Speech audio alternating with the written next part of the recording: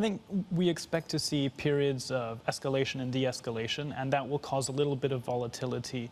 But it shouldn't be enough to derail the global bull market in equities, unless, of course, there's a policy mistake from either Donald Trump or the Iranian regime in which we have a very rapid and unexpected escalation in tensions, which result in, for example, a sharp increase in oil prices and questions around energy security. Because so far we haven't had that. But if that were to be the case, then you could see global investors become much more worried, and that could essentially torpedo the equity rally. Well, yeah, the worry was particularly short-lived. Dubai has a question for you.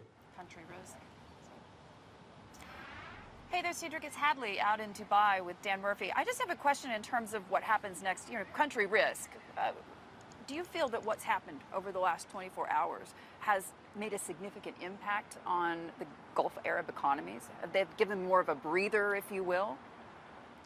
Absolutely. I think it removes a layer of risk that could have gone sideways, in the sense that had there been a continued escalation in the tensions, then you'd have much more uncertainty for the region, which could weigh on investment and growth overall across the region.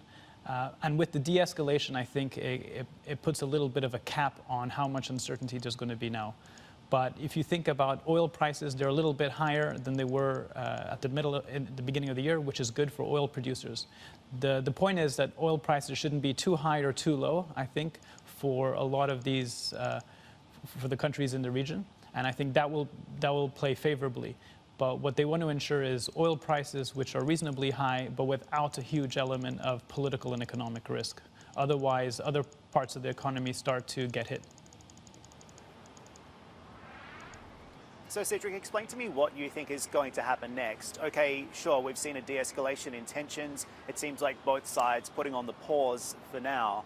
But where do you see this situation evolving throughout 2020? Because this is obviously going to be an issue for the president coming into the election. He would like to see the situation and tensions with Iran being resolved. And for the Iranians as well, while it's working for them domestically, politically right now, the situation is untenable because of the economic sanctions that are now against the country coming from the United States. So how does this situation get resolved?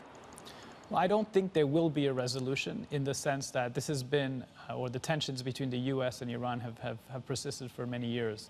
The question really is, does Iran continue to maneuver by proxy in the region? And the US will probably continue to try to counteract those maneuvers, as was evident through the killing of Soleimani. Now, the important thing to remember is that if tensions rise a little bit, it does make Trump look strong ahead of the elections, in terms of he's fighting, one of America's foes, so to speak, and that could be good in terms of corralling some of the support from his base, as long, of course, as the situation doesn't come out of control, in terms of it doesn't escalate too quickly. So as long as Trump can dial it up and dial it down to his liking, I think he could potentially use it in his favor, as long as it doesn't start to impact the economy or perceptions of his policy making, which already have been questioned by Pelosi, for example. Of course, President Trump would want to keep a lid on any re-escalation before the election, as you're alluding to. But how does he do that? Or have we seen overnight how he's going to manage that situation and what he's going to do when he needs to, I guess, fly below the radar and say, you know what, there's going to be no military escalation?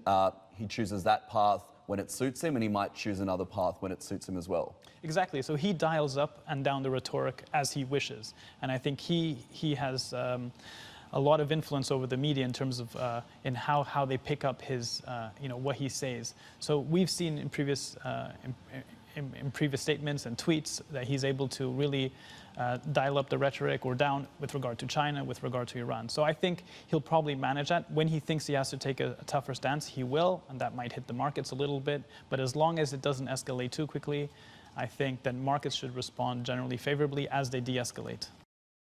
Hey everybody, it's Hadley Gamble from our new CNBC Middle East Bureau in Abu Dhabi. Thanks for stopping by. Now, to watch more, you can try one of the videos that just popped up on your screen. And don't forget to subscribe.